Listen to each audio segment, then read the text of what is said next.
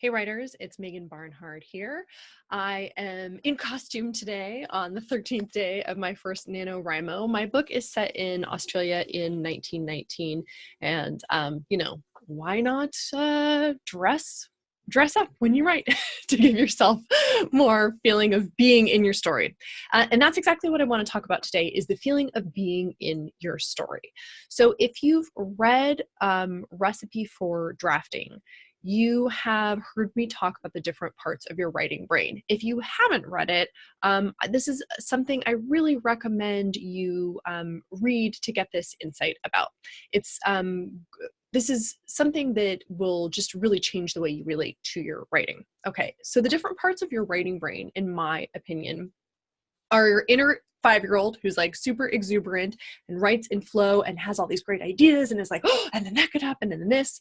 And that is the part of our brain that most of us want to be using all of the time. When we think about writing, that's probably what we think about, being in flow and enjoying it, okay? There's also your inner editor.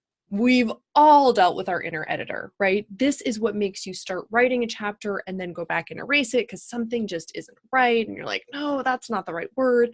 And, as happened to one of the writers in my group recently, maybe you write all of chapter 1 and then delete all of chapter 1, right? So frustrating. The thing is, though, that inner editor is going to be really helpful once you've finished writing and it's time to edit. So that's not a bad part of your writing brain, but it's not an effective part of your brain to use for drafting. Now, there's one more part of your writing brain that is really effective for drafting, and that's your writing ant. This is the part of you who's just focused and is moving forward even without inspiration. Picture a line of ants, and each one is determined to bring whatever little piece of food back to the colony, and they don't get sidetracked, they don't turn around, they know that if one of them stops or tries to go backwards, the whole line is going to get messed up. And ants are really devoted to the colony. They wouldn't do that. So your drafting ant is the part of you who's like, okay, I'm not feeling inspired, but it's my writing time. I've got my plan. I have my outline. I'm just going to keep typing one word after the other. It's not the most inspired place from which to write, but it is a place you can always use. You can reliably wake up your ant and put him to work. It's not the case that you can reliably wake up your inner 5-year-old and say, go, be inspired. Yes, there are definitely practices and habits that can help you make it more likely that your 5-year-old will show up. Absolutely. Like wearing a period costume hat. And so I want to talk about one of the things that you can do that will make it more likely for your 5-year-old to show up, for that inspired, innovative writing part of your brain to turn on. It's something that I use today, and it's something that you can use. So here's my update. It's day 13. I wrote for a little bit over an hour. I got 2197 words down. My total word count is at 31,122. And I started in writing today immediately in the next scene, following the scene I had just written.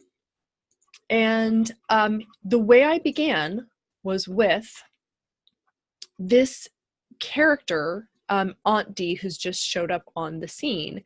And this is what made it really easy for me today to write using my inner 5-year-old. And it's something really simple. And it's the fact that I have Aunt D's voice in my head very clearly.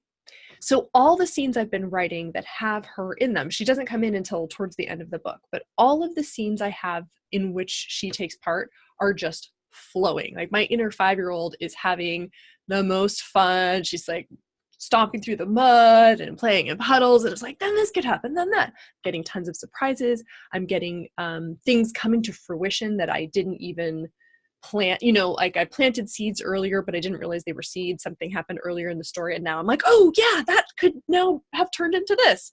Like those moments of like kismet, where everything just feels like it works out well, even though you didn't plan it. I'm getting tons of that. And it's absolutely 100% because I can hear the voice of Aunt D so clearly in my mind.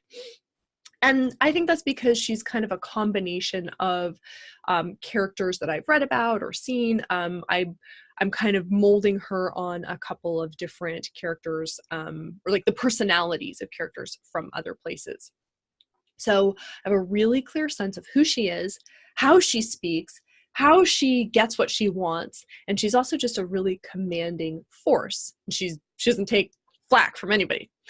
So if you would like to spend more time writing in that fun 5-year-old part of your brain, make sure you put the time into developing your characters' voices and like figuring out what makes your characters tick. I guess it's not just Aunt Dee's voice, but it's like, this is this is what she wants and this is how she's going to get it.